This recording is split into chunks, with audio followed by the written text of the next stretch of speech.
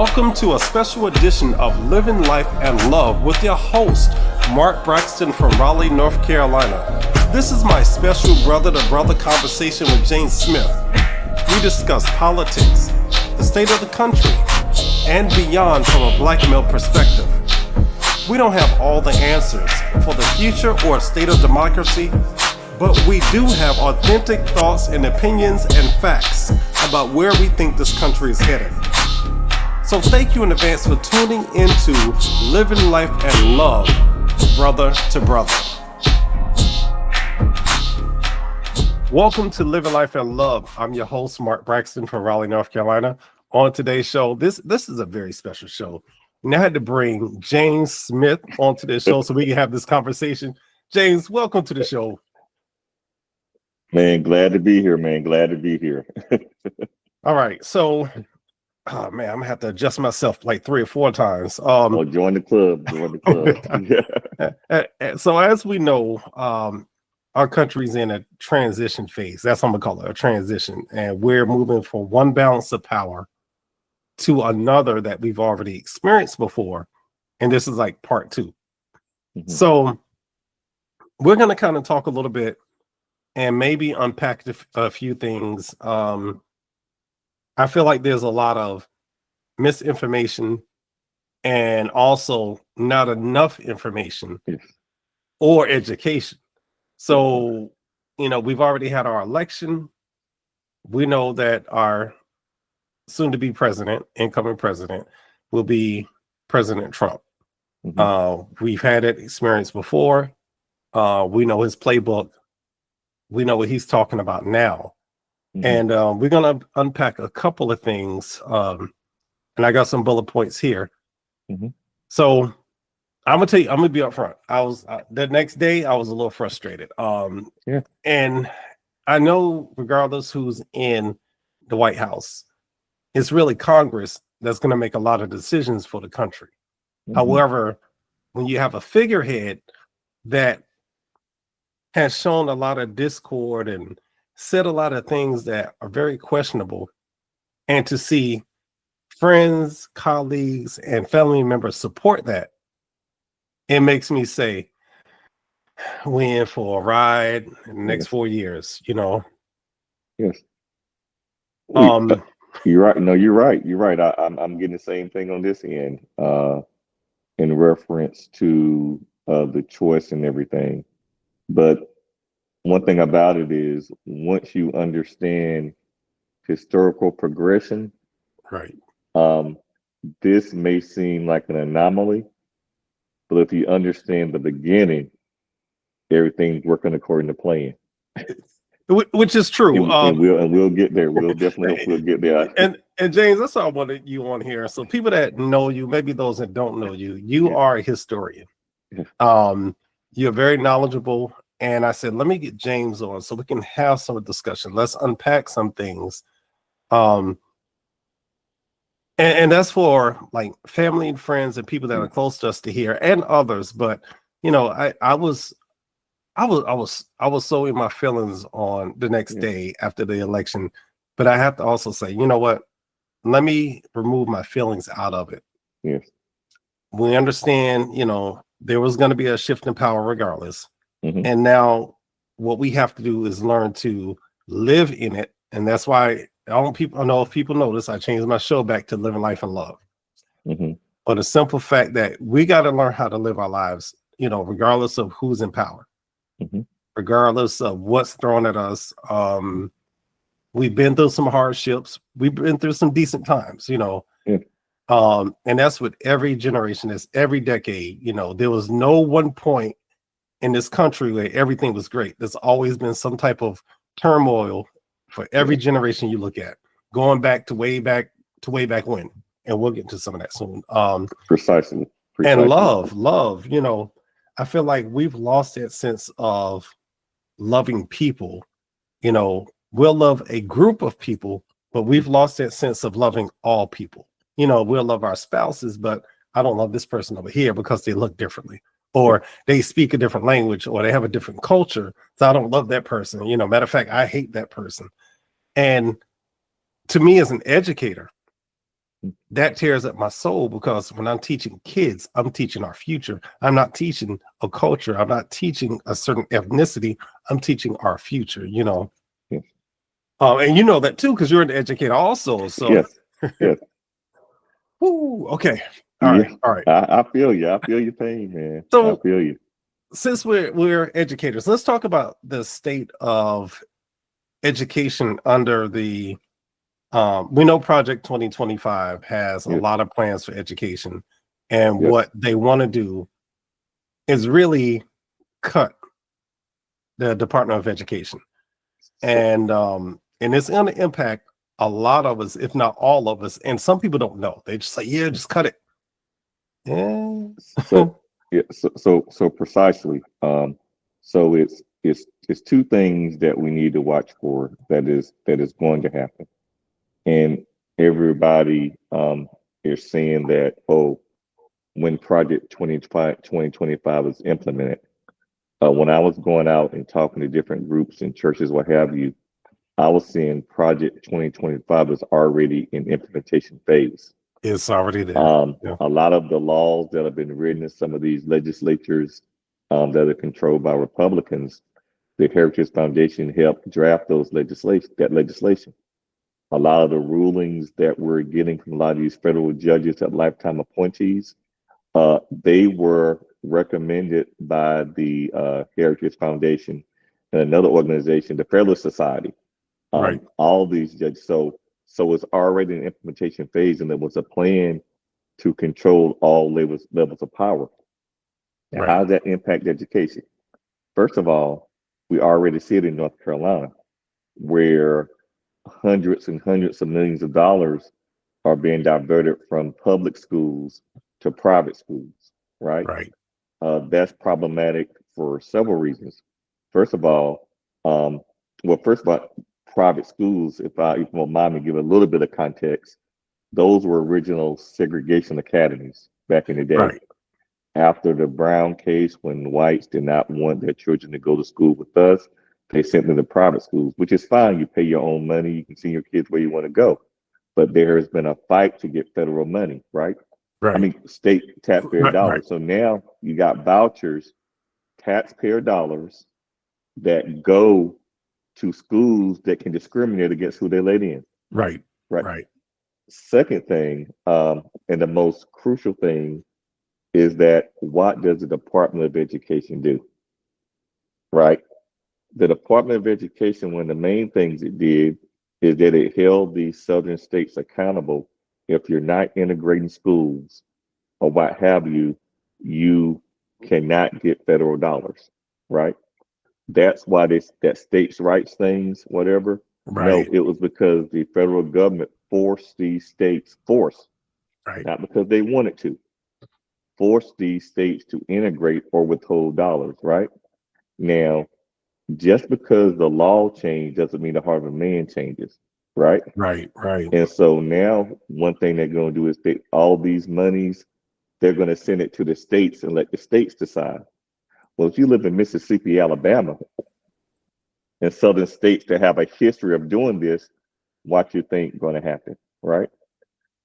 Also, you have Pell Grants and things of that nature. You got to understand, I don't go to college if it wasn't for Pell Grants. Right. Right. A Right? lot of us. Right. And listen, and that's where it gets voting against your own interest, because these Pell Grants, legislative branch, subsidized loans, all these things, the great equalizer in a country that is full of inequities is access to a decent education. Right. And that's true for whether you're black, you're poor black, like I was coming up, whether you're poor white, middle class, whatever, working class, that is the facts. So with those, and that's just the tip of the iceberg. I'm not even getting into the deep stuff because I know we just got a short amount of time. Right. But those are the two major things. The funding, Title I funding that disproportionately impacts schools of color, things of that nature. All of these things are going to state legislatures that can decide where they want to send the money. Will they send the money to a blue district or a red district or Right. a predominantly white district and leave a black district out? And then with North Carolina State, that's so gerrymandered, what's your redress? Right. Right. So that's So those are just a few things that we need to watch out for. That is going to happen. Right. And Okay. and you know, you talk about Title One funding. Like the school Yes. I work at is a Title One school. We get Definitely. that funding from the government. Mhm. And without that funding, it is going to hurt our students. Yes. And it's going to hurt the magnet programs in this country because Yeah. you know they're federal programs. You know, Yeah. I just think about how it's really going to impact us, and then with that, it's going to hurt us because of the immigration laws. Yes. You know, that's going to hurt our students because now you have students that have just recently gained immigration status with their families. You got students that are born here in the US that are US citizens, but maybe their parents don't quite have the status. And they're talking about uprooting all these families and sending you wherever they're going to send you. So one thing that's happening now, if you look, prison stock and detention center stock on the stock market, stock is rising in anticipation of having to Yep. house all these people. So I would say that would be more of a logistical challenge. Absolutely. And the reason why, I live in Duplin County, right? And there is a substantial immigrant population, right? As a matter of fact, there's probably a substantial undocumented Right. immigrant population, right? During the summertime, when I'm driving to the track or whatever, get a workout, whatever, I may pass a tobacco field, a cucumber field, a cabbage field. They're working, Right. and here's the hypocrisy of it. And a lot of people, this is the nuance. These are the conversations we're not having because we're so built on that surface level stuff. Our state representative for my area is Mr. Jimmy Dixon, and he was talking to a group of people talking about, the illegal immigrants and all this stuff and I asked him a question, sir. I said, sir, if that's a problem, you're senior in the state legislature. You could propose a bill right now making it a felony for farmers to hire illegals and also give them a stiff penalty for doing it. Why don't you do that, sir? Right? He's got to have somebody to work. But and the reason why I was being true, and I was being kind of snarky, you know why? Right. Because Mr. Dixon is one of the biggest farmers here in Duplin County. He uses them on his farm. Right. As a matter of fact, a lot of some of those families live on those farms, Right. getting exploited horribly, right? So I think when they do and this is my thoughts, and you can see I said it here first, when they start doing those deportations, whatever, they're not going to start in the rural areas, right? I think they're going to go to the states. I hate to say it, blue states maybe, Right. because a lot of those farmers that gets a lot of those subsidies and allowing that cheap labor because they don't want to pay Americans Right. the fee, they're going to push back against that. Right. Because even Trump himself hired undocumented people at his hotels. You know, James, you can stop right that's the there. hypocrisy of it, because Right. but so a lot of these politicians are telling the masses one thing to stoke up those xenophobic fears, Right. while on the other hand they're getting rich off the exploited labor that these Right. people perform. Right. So that's the problem, the logistical challenge. You know, I you said that about Mar-a-Lago, and I thought about that. I said, you know, you got your housekeeping, the service people that are working there, and the groundskeepers. So you deport Golf clubs and everything. Yeah. All these golf clubs and everything. They got in trouble Absolutely. for it. They got caught. Yeah. They got caught. Yes. So you deport everyone. Okay, let's say hypothetically they can figure out the logistics. They get all the planes to fly people. The other country says, sure, we'll take all these people.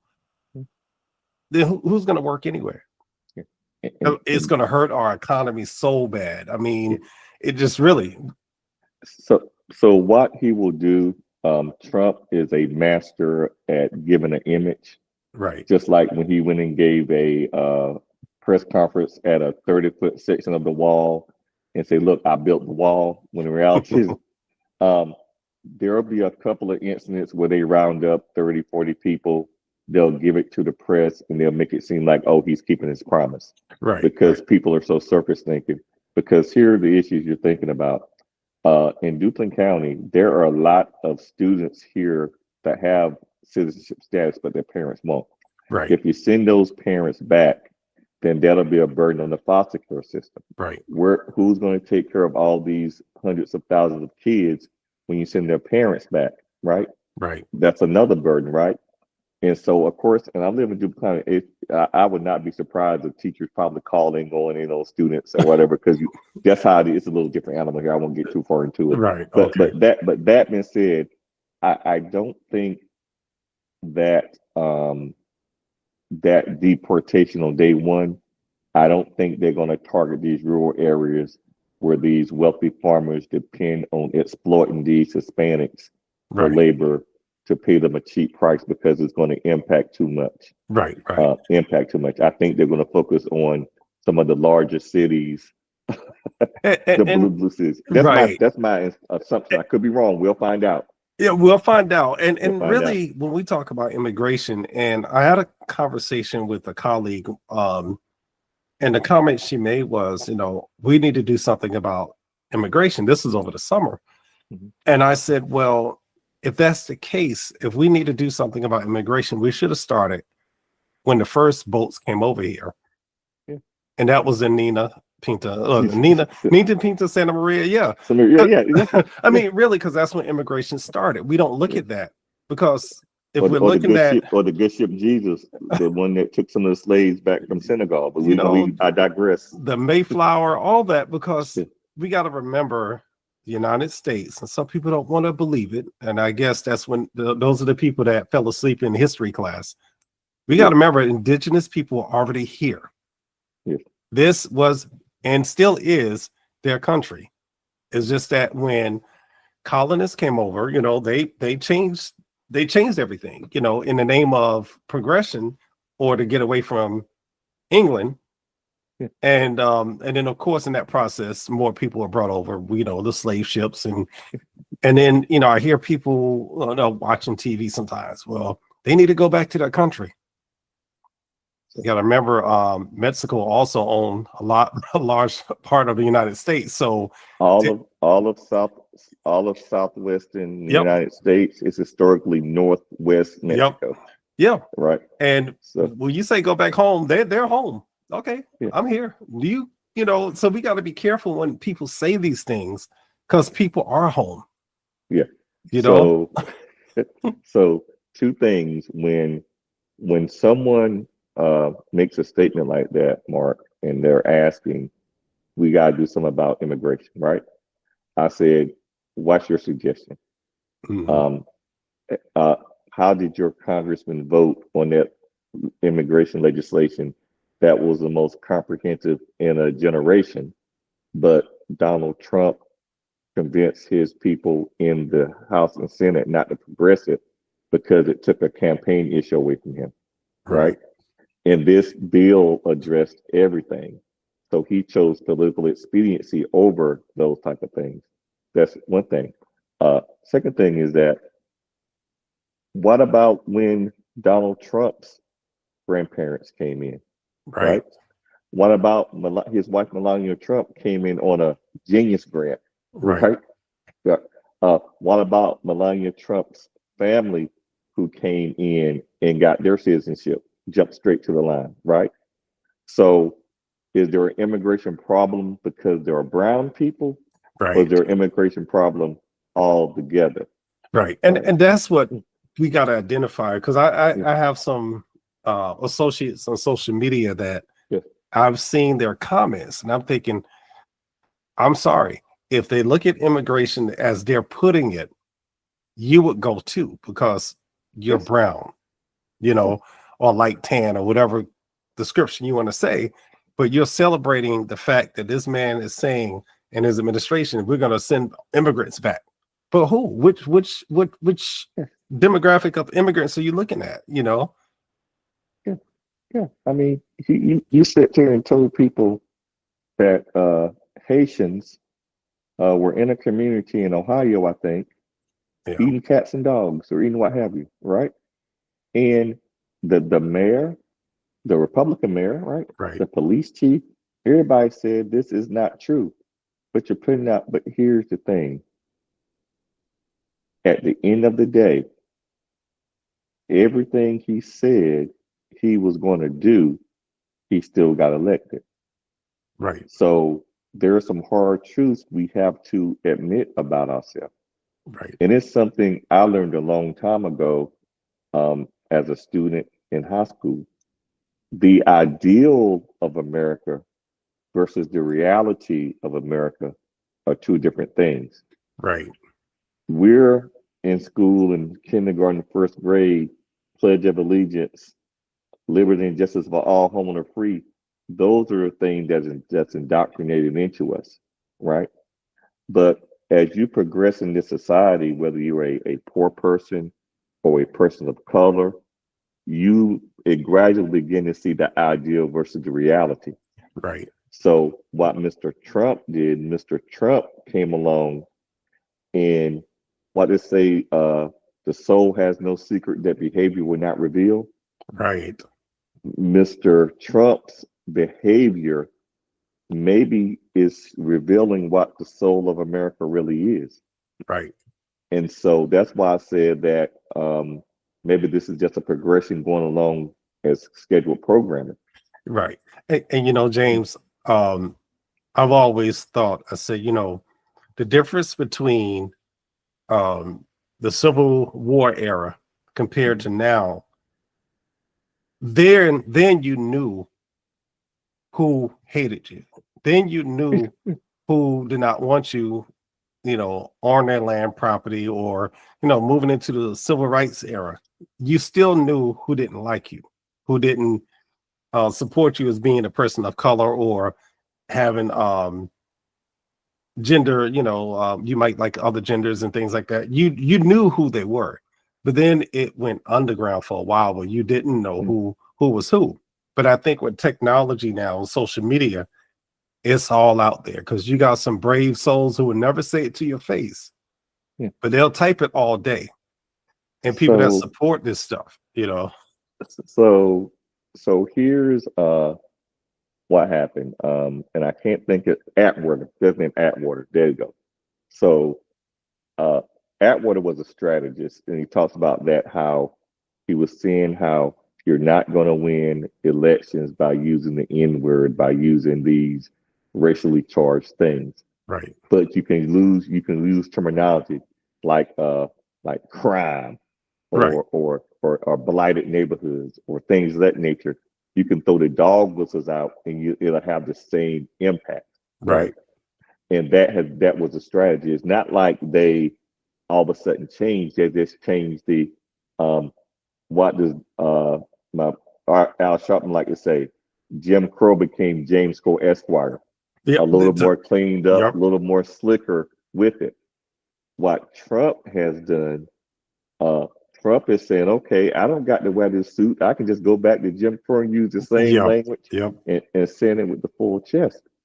As African Americans, you know, I know a lot because listen, 90% of Black women voted for Harris. Right. 80% of Black men, the majority, because we understand. Right. And as historically African Americans, we've had a lot of morning afters, right? Yeah. The morning after Reconstruction ended prematurely, Right. when they were shooting us in the street.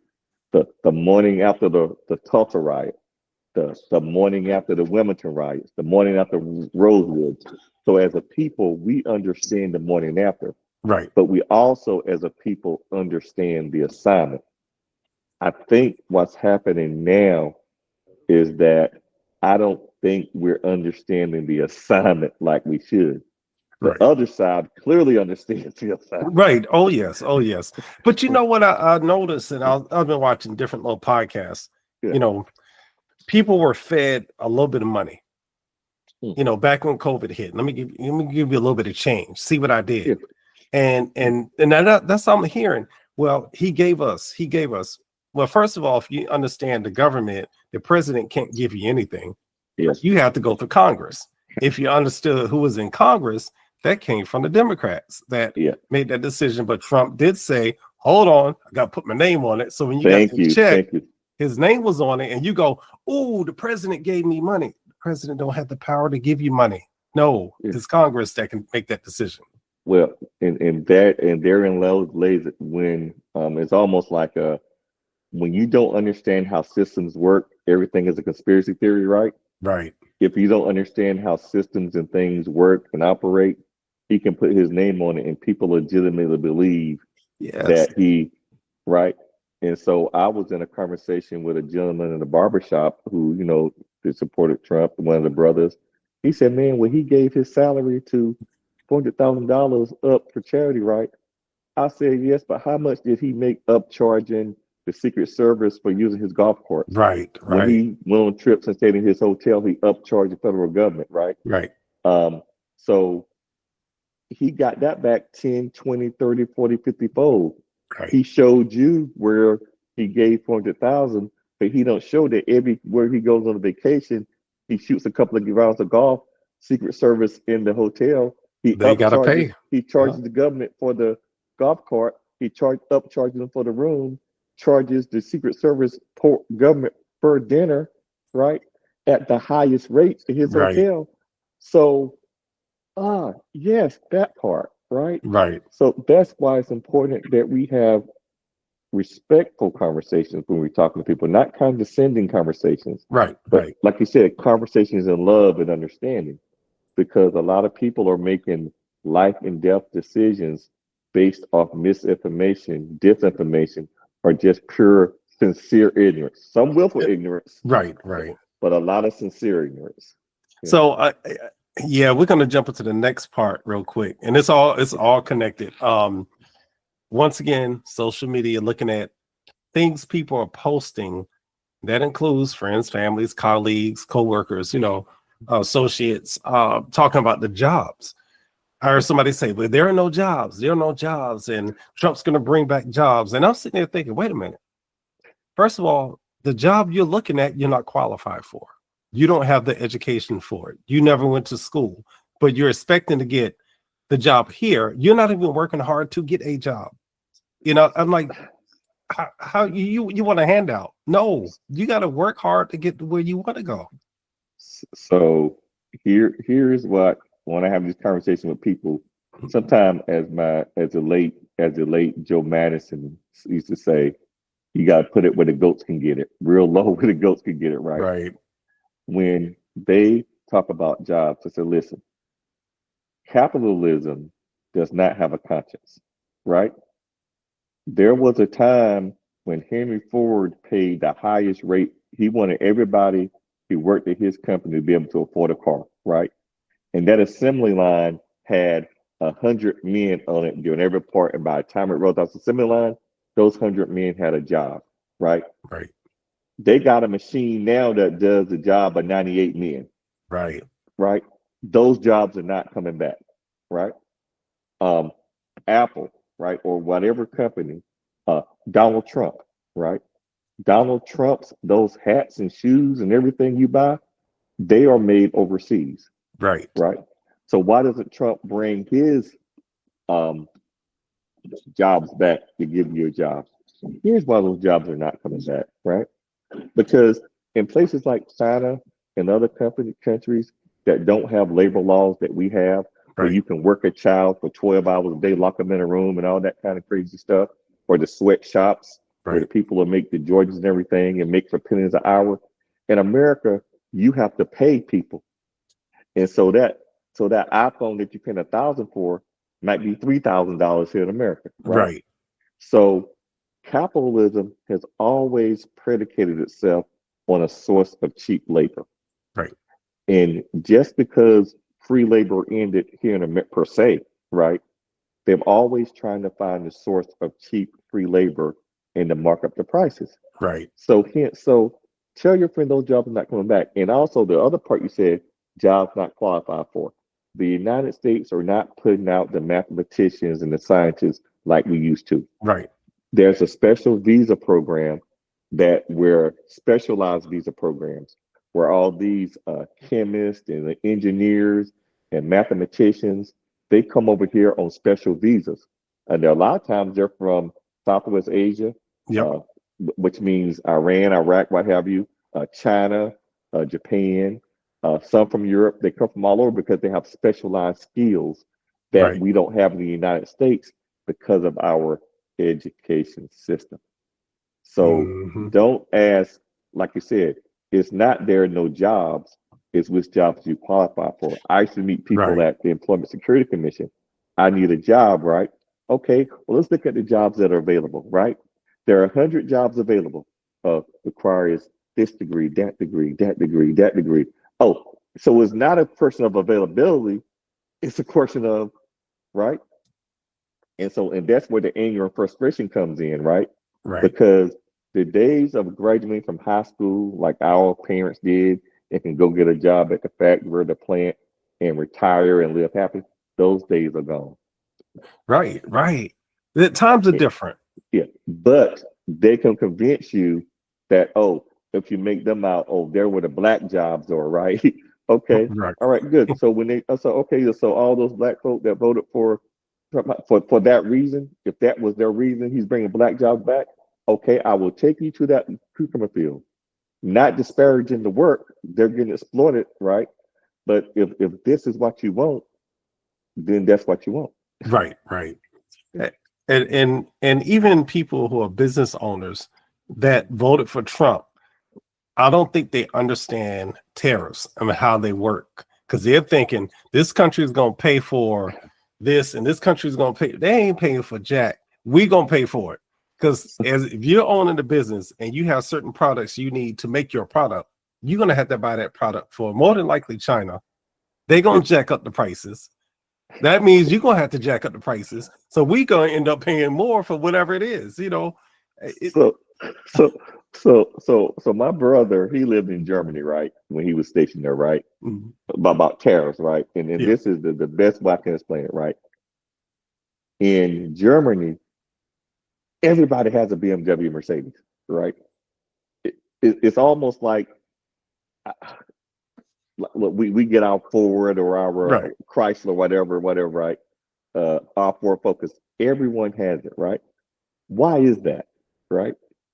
And so a tariff, the only thing a tariff is, they put in place to protect American products. In other words, a Mercedes in the United States, right, is going to be a little bit more expensive. You can buy it if you want, but it's a little bit more expensive because you want them to buy American goods. So that tariff is on it, right? So imported wine is cheaper than domestic wine, right? Right. Because an extra tariff is put on it so that you would think twice about buying it. But if you buy it, you buy it at a higher price. Right. Right. Because let's say that Mercedes, Maybach, and all those things cost the same amount as a Ford in America, whatever. What's going to happen? What are people going to buy? Look, man, I'm gonna buy me a Pinto. All right, you hard blood America, right? Look, if I can get a Mercedes for the same price as a Pinto, send that Mercedes, hit that sport, and hit that Yep. German engineering. Yep. But I get it. I understand though. Yeah, but that's real talk. You're gonna go with what we consider the higher end product if this costs the same amount as what we doing over here. You know, I get that. Yeah, the cost is going to be Yeah. passed on to the consumer. Yeah. That's just why it is, and it's a tax. But like I said before, if you don't understand how systems work and how processes work, because at the end of the day, the average American in the barbershop is talking about Trump, jobs. They can't articulate exactly what a tariff is. Right. Right. And so if you don't understand it, that's how they get over on you. Right. And I don't think they understand that the whole trade in itself, why it's important for us to have this global economy, because we trade with other countries. Their products they need, their products we need. And if we cut all that off, guess what? As a country, we're gonna suffer. And as much as they keep talking about closing the border with Mexico, no, there are products in Mexico that we need, and there are products that they need. Like, we trade with them. Like, you close out the border, are you just trying to put us in? Remember that movie Escape from New York? Yeah, I remember that with Kurt Russell. Are they trying to put us in this society where we can't even get out of our own country? I mean, it just seems like that. So here's the thing. They understand. So Trump understands this is a global economy, right? All of his billion-dollar investors, like Elon Musk, they understand this is a global economy. Right. That farmer that got up and said immigrants is a problem while having them on his farm working for cheap labor because he don't want to pay. He understands, but they also know that they understand that people don't understand, Right. and they take advantage of it. So yes, we're having these conversations, Mark, and we understand it's a global economy. Right. We understand that companies benefit from these deals and these blocks and things of that nature. But at the surface level, where a lot of people operate on their day-to-day walking, going to the grocery store, going to the mall or whatever, Right. they're not understanding, they're not thinking about the interconnectedness of what it takes for that product to get from here to Right. here to Right. here to here to here, right? When Trump's daughter Ivanka got all those lucrative contracts, trade contracts in China that takes years to get, but she got them just like that because China understood having that relationship, right? And then, if I may digress one thing, people forget when Trump had that trade war with China in the beginning, and China said, okay, we'll get our stuff from somewhere else. Farmers were going bankrupt, Yep. and Trump had to go to Congress and get $12 billion in subsidies for farmers to make up for what they lost during that disastrous trade war he did before. But people have amnesia. We do. Yeah, We know these things happened, but we ignore them. Even down to job cuts that are going to happen within the federal government. I heard a lot of people, well, my job is secure. No, it's not. He's already told you he's going to cut departments, and you don't even know which department he's going to cut. We know education, we know the Department of Health, and all these other organizations and health organizations connected to the government are going to suffer. And it's all going to trickle down to all of us. It's going to hurt us in so many different ways, but nope, it's like people not even thinking.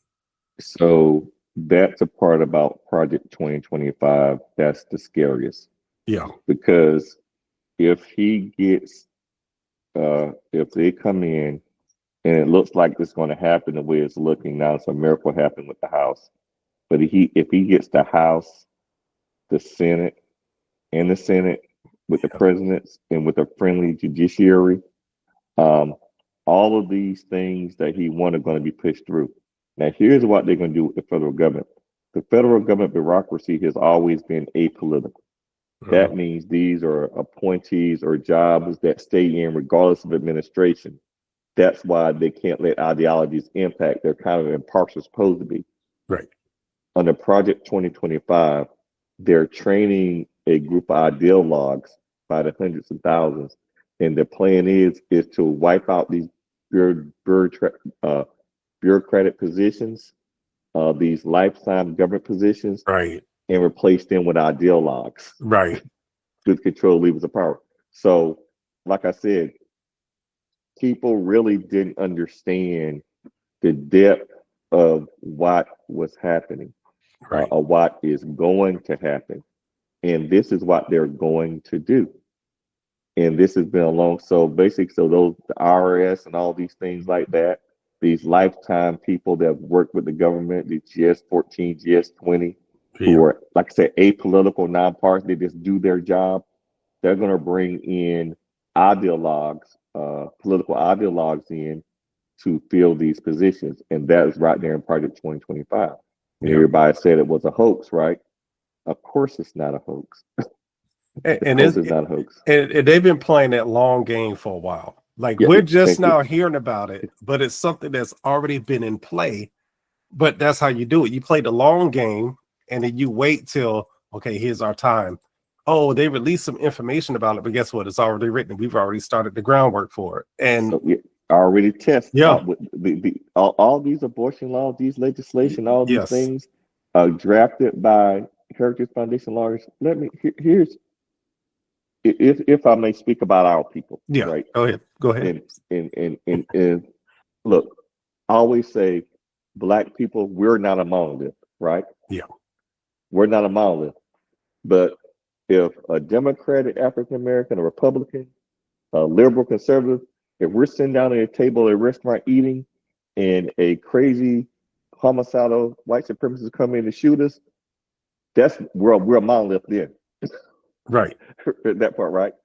So I say that is that with those battles of the Civil Rights Movement, Voting Rights Act, Fair Housing Act, that really changed the trajectory of African Americans, right? A lot of us conflated that with winning the war. That was just a battle Right. because the other side never stopped fighting, right? Because now, 50, 60 years after those Voting Rights Act, Civil Rights Act, Fair Housing Act, Project 2025, current legislation, that is currently under attack. Who would have thought that affirmative action would be overturned? Right. Section 5 of the Voting Rights Act, gutted. That's the one that said that Southern state with a history of discriminating a law that you pass in reference to voting had to be cleared. Right. That's gone. Why do you think all of these voter ID laws and stuff came in place time that went down, right? Right. Fair Housing Act, right? Yep. Fair Housing Act kept banks from redline discriminating, right? That's being gutted and slowly taken away. Yeah. The Consumer Financial Protection Bureau, right? A lot of people know what that is. That keeps data and holds banks accountable for discriminatory practice, Right. redline or whatever, give you high interest rate. That data. That's so. Even though we are different collectively, different, and also don't forget qualified immunity from cops, right? Right. So even though we're not a monolith politically, socioeconomically, education, we're vast in difference. The color of our skin, that philosophy is not going to help us when you go to that racist banker who does not be held accountable anymore, or that cop who's quick to pull the trigger, right? Or when you come when an adjuster, when a person comes in to appraise your house and undermarks you $100,000 cheaper just because of the color of your skin. It's not going to help you. Oh, I voted for Trump. It doesn't matter. Yeah. But the person that Trump puts over CPFB no longer holds banks accountable for that. Right. So even though we're not a monolith, suffering is going to be monolithic. Yes, it is. And that's the sad part, because there's so many people that don't think it's going to impact them. And even some of my friends from the Latino community, they think that these things are not going to impact them because they voted for Trump, and they're all excited. It's going to hurt you too. It's going to hurt your kids. It's going to hurt your family. It's going to hurt your pocket. It's going to hurt everything. You voted for a man, but you didn't look at the policies. So here's the thing. We live in a democracy, right? Sometimes. And sometimes, sometimes. Look, actually it's a republic. Excuse me, it's actually a republic because we actually have people to represent and make decisions first. So it's actually a republic, but in our republic form of government, in a way, whoever gets the most votes win. Yeah. Right. And at the end of the day, my vote, I can have the most informed vote. I can know everybody on top of the ballot, right?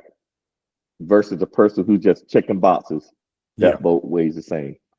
The thing about the Latino community that I want people to understand is that's why I don't like the chart said 50% or 60% of Latino men voted for.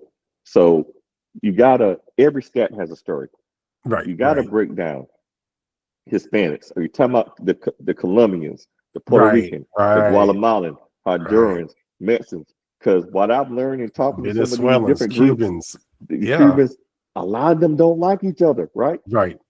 And also Cubans, a common language don't mean a common heritage, right? Right, that's true. Because Cubans and Colombians and what have you, Oh man, the Mexicans make us look bad, right? Same language. Look, Yeah. same language that some of us use sometimes when we see behavior that we That's may think is untoward, that elitist that's attitude, right? true. That's true. Uh, and another thing you have to understand about the Latino community is that those Tejanos, those people are fourth and fifth generation, right? Yeah. They, the only thing that's Hispanic about them is probably their last name, right? Or Mexican, excuse me, Mexican about them is their last name. In other words, they may know more about Mexico or the customs or traditions than we know about West Africa where we came from, Right. right? Right. That's true. So it's to yeah. So when we look at that data and say how Latinos are voting against their own interests, which Latinos are you talking about? You Right. just can't look at them, and this is where the conversation comes in at, right? Because those Latinos who have been in America for generations, uh, who align themselves Republican or conservative, uh, then yeah, they're not looking at, oh, those are my brethren coming across the border, right? Right. Right. So that's where that conversation that nuance needs to come in. Which Hispanics are you talking about? Puerto Ricans, Dominicans, Mexicans, Right. Guatemalans, Colombians, right? Venezuelans, who don't like any of them up in Central America. The Central American Hispanics versus the South Americans, Right. and then the ones who have been here for 4, 5, 6, 7 generations. Yeah. And and that is so interesting. And for the people that are listening, yeah, you have to even look at black culture almost in the same way. Blacks from the South, black people from the North, black people from the West, black people that have Native American heritage intertwined, black people that may have African heritage. Are you talking about Black Americans or true African Americans? I'm from Africa, but I have American citizenship. I'm from Jamaica, but I have American citizenship. There's so much you got to look at. You can't just put us all on one pot and shake us up and say, well, this whole demographics voted that way, or they think this way, or they support this. It's the breakdown of it. Yeah, you're right. Because James Baldwin had this saying, that somebody once asked James Baldwin to give his definition of an African American, right? He says to be an African American is to be African. This is 1960s when he's talking, right? It says it's to be African without memory and American without privilege. That was his definition of it, right? And like I said, with African Americans, one thing I realize is that conditions create diamonds, right? Yeah. And under Jim Crow and under the worst part of segregation historically, it was in African Americans' best interest to be united, Right. for obvious reasons, right? To make sure the community and the children were in check, right? Because it meant life or death. So those pressures, as we look back, oh, it was so much unity during segregation. No, it was out of necessity. But here's the thing: it wasn't like those divisions weren't there. Oh yeah, they were there. Yeah. There were elitists. There were conservative. There were all these divisions. There was W.B. Du Bois, Booker T. Washington. That was in every community, right? But the conditions made it so that some type of unity was necessary out of literal survival. Right. If you understand Jim Crow from 1870 to 1960 in the South, right? Or even in the North during the Great Migration. But what happens is after integration, right? And where some were able to get access, right?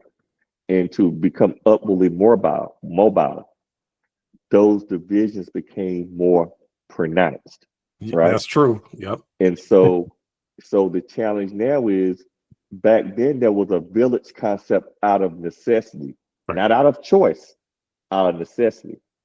So once some became upwardly mobile, they said, okay, I get mine, you get yours, which is fine. It's your prerogative, right? But the village concept kind of died away after that. Yeah. And those with the know-how, the knowledge, and the ability Some just decided not to come back. They decided to align themselves for what was in their best interest financially, career wise for their kids, which is their prerogative. Right, right. But the dynamics that created that space, that created a Martin Luther King, that created a Abernathy, that created a Shuttlesworth, that created a Meredith, a James Meredith, a Mays, all those Sojourner Truth, all those dynamics, Ida B. Wells, Fannie Lou Hamer, Ella Baker, our Yes. right, the dynamics that created those type of people, those dynamics aren't there like it was before. Not at all. And you know, before we wrap things up, to talk a little bit about the higher education, because you mentioned Ella Baker, Shaw University. That's right. I had to put it out there. Yeah. So, because when people think about the civil rights movement, they forget how important an HBCU played in all aspects of it. If not for the HBCUs, it probably would never have happened. I mean, Greensboro, the sit-ins there, then Ella Baker rallying at Shaw University to create student nonviolent coordinating committee. Yeah. I met Stokely Carmichael right before he passed away. I got a book back there. He actually signed for me. If I can, is back there somewhere. One of the books he signed for me. When I said I'm a Shaw graduate, he just talked about, well, I knew Ella Baker, and I just kind of froze like, tell me more. Right? Yes, and you know, we don't have the leadership like that anymore, because what I'm seeing around, just whether it's social media, whether it's on, you know, YouTube or whatever, we are so busy trying to get up, I guess, get that step up on the next man. Oh, this person doing all right, but I'm gonna talk trash about them because they ain't no good. I'm better. We got to stop that. We got to figure out how we're going to work together to get through the next 4 years and beyond. You know, I'm gonna say not just for Black people, but for all people. You know, we've got to figure out where our true leaders lie, and it's not just in the politics. That's what we look at politicians all the time. No, your communities. You know, who's working in your community? How are you working? How are you helping each other? Where, you know, I talk about the love. Where's that love coming from to help those the children that are struggling in the education system? The parents that need that support to help their kids, you know, just in all aspects. You know, we have to figure out where these leaders are. Some of us are here, but yeah, gosh. So I am how can I say it? I am a optimistic realist. Right. And I have to be honest. Medgar Evers, who was Marilee Evers, Marilee Evers, his wife, she's still living, as a matter of fact. She's 97 years old. Wow. Still clear. She gave a great interview talking about Medgar Evers, how they would sit and talk about he had to do all this work he had to do. But he says he started rushing because he knew at some point his life was going to be cut short. Right. And listen to him talk, and that's the type of force that's missing. These people, that the sit-ins, the Freedom Rise down south, right, where one group of students actually wrote wills because they didn't think they were going to make it back out. Yeah. The type of bravery and courage that it takes to know that in the prime of your life, Martin King was 39 years old, Malcolm X was 39 years old, Medgar Evers was in his 30s, whatever.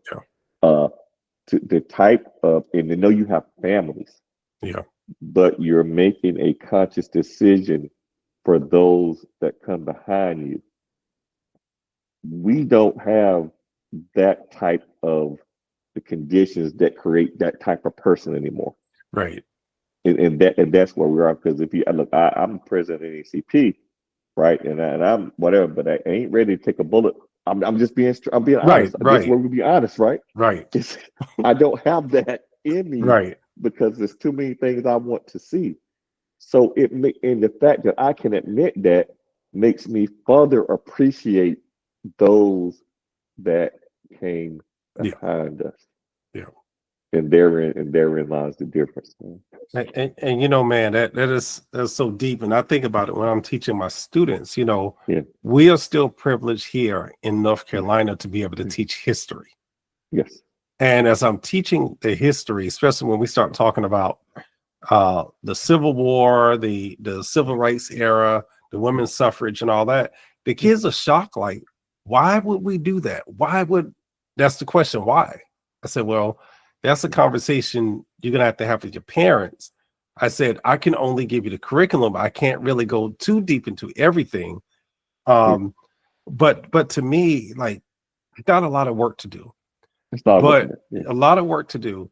But when we have schools that are diverse, like my school is an international school, international baccalaureate, it allows us as educators to, and I'm not going to say a teacher because the teacher is going to teach from a book, but the educator is going to go beyond to educate our students why voting is important, why diversity is important, why equity and inclusion is important. Although people want to take this away, I said, this world is not a box of one set of crayons. You know, if you got all black crayons, you're going to get a black painting. All white crayons, you're going to have a white piece of paper. But it takes everybody together to work together. I say, and I'm going to say this, we need all of us to survive. All of us. No man's island, as John Donne said. No man's island. And we even need, I'm even going to say it, the people that we don't agree with. Because we need to also have those opposing views and try to figure out, okay, you think this way, you think left, I think right. How are we going to meet in the center so we can work together for survival? So, and here's the sad part about it, right? There was a time where people who disagreed can come together, right? But what happens is that there are people and entities that profit off of the divisions. Right. When we grew up, case in point, we grew up, we're in the same age group, right? It was ABC, NBC, CBS News. Yep, that was Peter Jennings, ABC, Tom Brokaw, and Dan Rather, right? Yep. We watched it based on how their delivery, their personality. But if you change the channel, they all said the same thing. Exactly. The news was consistent. This is what happened. This is how it was. Right. It was just a different vessel that it came through. Right. Fast forward, our kids, right? They're growing up in a time where they're in echo chambers, where whether it's MSNBC or Fox News or now Breitbart and now these content creators who can spin stuff because they know people are not going to sit down and do the deep dive of it to understand it. So they're just going to tell them the surface and people run with it. I spend so much time listening to people when someone espouses a conspiracy theory. It's like, but here's the thing though, the sad thing about it is when you present them information that disprove or shuts they hold that cognitive dissonance, they gonna hold on to it. So now you're in a society where facts don't matter is what you want to believe. Absolutely. So and that's problematic. Yeah, man. Yeah, you're right. We have gotten away from facts. And now we're all about what I believe. If I go outside and I say, I believe that the sky is really the ocean, I'm going to believe that if I keep saying it to myself. No matter if I know the ocean I got to drive to, you know, it's what I believe. And nobody's going to tell me I can't believe that, you know. And that's sad that we're at that point that, like you said, I could present you the facts on something that you won't listen to me. You're in your heart, you're in your head, you're in your feelings, and sometimes your head is a dangerous place. Yeah, look, so great illustration, right? Remember in kindergarten, in first grade, around Christmas time, who came knocking on the door with the sack? Right? Santa Claus, here he comes. Santa Claus, right? And you got that candy cane, and we start acting good because you know the naughty and nice list, right? And there was always just one kid. I'm not gonna say his name. But there's one kid, he always pulled out when Santa Claus came because his family didn't believe in Christmas and Santa Claus, right? And we thought he was weird, right? He said, it ain't no Santa Claus, man. I said, yes, it is. He gonna come by tonight. He gonna go and we didn't even have no chimney. He gonna jump down the chimney, right? Yeah. He gonna bring us toys. And we thought he was weird, right? Yeah. And if you would have given me a lie detector test and you would have asked me if Santa Claus was going across the world and going in one night and gonna drop Yeah. off the toys, I would have passed the lie detector test Yeah. Yeah. because it's not what about truth. And then we jumped on and bullied and thought the guy who knew the truth was weird. Yep. Yep. And that's where we are now. The truth tellers are deemed weird, Weird. Yep. while the Absolutely. group is believing all kind of crazy. Yeah. Absolutely. Man, it's so crazy. And I'm gonna tell you real quick before we wrap things up where I'll stop believing in Santa Claus too. People are gonna be like, how they talking about Santa Claus? Look, we can talk about whatever you want to talk about in this podcast. That's right. That's right. But no, I stopped because it was the You can same get that thing. smoke. We had that little chimney, the little round one that came out the wall. I was trying to figure out, I'm like, wait a minute, Santa Claus is fat. And I'm looking at the chimney like, he can't, is that one either a traditional chimney? It's like the little stove, black stove with the little pipes. I'm like, he can't come through that. And plus, we got a fire going, so that means if he come down that thing, he gonna burn out because Logic. Yeah, Logic will kick in after a while. man. That it used to be logic's not kicking in with these people, man. No, there's no logic, Lord. But yeah, that was it for me because I said if he come down, he ain't gonna make it. Because we were always told don't touch it because it's hot. Yeah. If you touch it, you'll burn yourself. And I'm thinking, how's this man gonna come down the chimney in this skinny pipe and he gonna land in the fire? He gonna die. I ain't getting no presents tonight, you know. Yeah.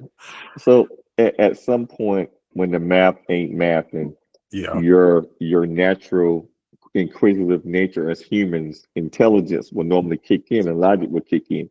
You said normally. Normally. Yeah. But what's happened? Here's the difference, Mark. When you start believing that it wasn't no Santa Claus, nobody was reinforcing that it was still Santa Claus Right. and providing fake stuff to make you believe it. Right. Here, when people start to get a glimpse of logic, they're in these echo chambers that keep them believing the stuff, whether you're on the right or the left. It doesn't matter. I'm not trying to disparage any political leanings, but these wing nuts, whatever, still keep feeding the crazy that's going to feed their dynamic. Yeah, and that's true. And for people listening, that's ethnicities too, because each culture has something that they feed people. And, you know, you don't deal with this culture over here because of this. You don't deal with these people because of that. You don't do this. Guys, we gotta, man. Let me ask you a question. You said culture, right? What's the first 4 words in culture? Cult.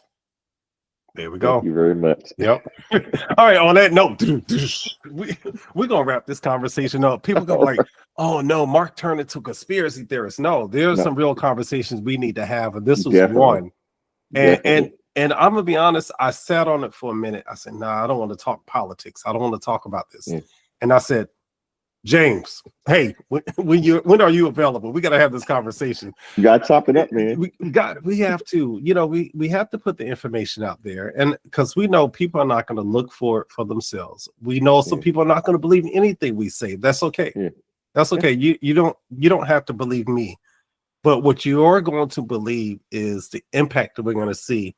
It might not be next year, but it might be 2026 when we really start to seeing things change, or it could be next year. We don't know. Definitely. But we're going to get hit with stuff, but you just got to make sure, you know, you got a good support system around you to get through it. Like with COVID, you had to have a good support system, you know, take care of each other, you know, continue to live your life because you have to, because you still got to make money to pay bills and taxes, and tax season's coming up soon. So yeah, definitely. And got to be able to love people, man. That's my big thing. We've got to put some of this political stuff aside and learn how to love people again. And it's going to take people to keep putting that message out there. You got to love each other, you know? And I think, and you're right. And I think that people are so on edge. And so everybody's retreated to their tribes, right? That it's going to take a special person that's willing to bridge that gap. Yeah. And that's where we are, and maybe we'll get there. Like I said, I'm a optimistic realist. You Yeah. know, I'll hopefully we'll get there. Yeah. But I'm not holding my breath with some people. But nevertheless, I can't let other people impact how I'm going to approach. Absolutely. Yeah. Absolutely. Well, James, on that note, I'm gonna let you wrap us up with quick words of encouragement and anything you want to say, a couple minutes, and then I will wrap this conversation up and just take us out of here. No problem. Listen, I know that this election, I know a lot of people are feeling uh, dejected and bewildered and fearful about what's to come. I know, like we said, uh, a lot of morning afters and morning after, and I see people going through. And then I thought about a coworker of mine that passed away suddenly about a week or so ago. She was 38 years old, Mhm. and her family, the day after the election, her family was planning a funeral, right? Right. And I'm sure if she had the option, she'd rather probably be here under Trump than not be here at all. Right. And so I say all that to say, don't be consumed, too totally consumed about what's going on. Be informed, but don't be consumed, Right. right? And at the end of the day, uh, the as I think as Gandhi would say, we can be the difference that we seek. We're the ones that make the difference. So if you make that individual decision that I'm going to outreach and I'm going to conduct myself in a way, I'm going to be nice. If I see somebody with a MAGA hat on, hey, how you doing? Good Right. morning. You know, whatever those type of things. Uh, that little ripple can kind of move things away, move things forward, as I say. But at the end of the day, man, politics is always going to be here. These divisions are going to be here. Uh, there are pendulum shifts when it comes to power, how the government goes and don't go. But at the end of the day, we're still mothers, we're still fathers, we're still grandparents, we're still brothers, we're still sisters. At Thanksgiving dinner, Christmas dinner, don't let this be the thing that keeps us from enjoying Right. family because it might be your last time with them. Absolutely. Well said. Yeah. Well said. Yeah. And that's so true. Man, that the holidays are here, really. Yes. And yes, there are going to be some hard discussions at the table, but remember, even if, like you said, uncle, cousin, grandma, whoever has certain beliefs, still love them. That's what's going to be important. Still love them. That is still your family. Your friends may have a different belief. Still love them because they need love. You know, even yourself. Be easy with yourself because sometimes we'll make choices or decisions and regret it. But be easy with yourself. You know, just know that you still have to live. Life will go on. No matter whether it's easy, no matter when you have difficult times. Nobody said it was going to be easy in life. Facts. You're going to have some rough times. So you got to be gentle with yourself, kind with yourself, show yourself that love. But anyway, I'm not going to keep preaching. I'm going to go ahead and wrap us up real quick. That's right. For the listeners, though. I'm sorry, one last thing, man. One last thing. Go ahead. Man, look, the morning after the election, man, it was our 32nd anniversary of crossing over, man. Oh. I look, it was look, I was feeling some type of way, man. I said, man, Jamel birthday, man, love you, man. Happy belated birthday. Happy belated birthday to crossing over Phi Beta Sigma Frat 32 years. Yeah, you know what? It was tough that morning, though. It was tough. I saw it and I couldn't say anything. You're right. So James and I crossed on the same line, fall 92 at Shaw University at Phi Beta Sigma, prophets of the New Order. So they knew they had something special in our group. But I didn't have the energy to say happy birthday, frat, you know, all I didn't. And I did send Jamel that birthday message. But he was probably feeling the same way as everybody else. Dill was probably feeling the same way. Rodney, Jake, all of us. Everybody understood. Everybody understood. Because nobody said anything. And I think we were all in our feelings, but you know, that's what happens. We get tied into these things, we get emotional. But Thank you for bringing that up. And on that note, for the listeners, thank you for tuning in. You have been listening to Living Life in Love. I took off the with vitiligo. I just want to focus on the living life in love because, you know, in this world, I want you to start paying attention to each other more. Love your spouse. Yeah, I know sometimes the spouses, y'all have your spats and stuff. Love each other.